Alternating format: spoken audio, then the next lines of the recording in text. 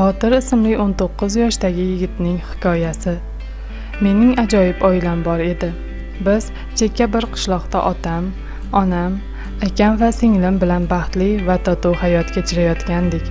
Men shaharga o'qishga kirdim va amakimlarnikida yashab o'qiy boshladim. Imtihonlar vaqti edi.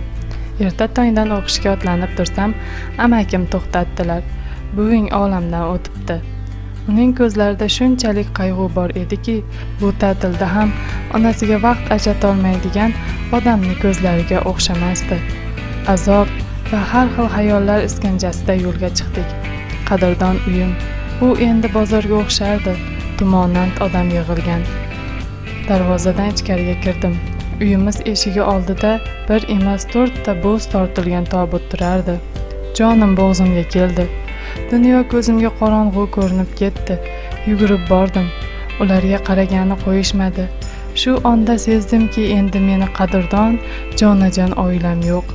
Ko'zimdan yosh daryo bo'lib oqdi. Holsizlanib o'tirib qoldim. Peshinda bir uydan 4 ta tobut chiqarildi. Ularni kuzatarkanman, ko'ksimda alam jo'sh urardi.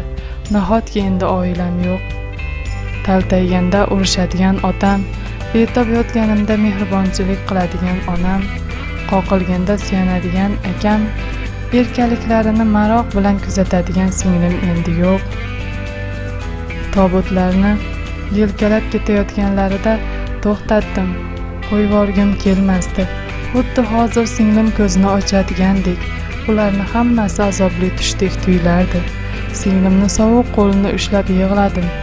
Endi u yo'q edi. Ularni qabrga qo'yib kelgandan so'ng uyga kirib burchakda o'tirib azoblanib yig'ladim. 19 yoshli yigitcha hali hayot nima ekanligini bilmay, unda qanaqa yashash kerakligini o'rganmay turib, yaqinlarimdan ayrildim. Bir zumda, bir kunda. Bugun yoshlar ota-onalaridan pul, mashina, qimmatbaho buyumlar, yana qanaqadir o'tkinchi narsalar talab qilishadi. Shu havaslar uchun yashashadi. Axir eng katta boyliklari ularning borligi, hayotligi emasmi?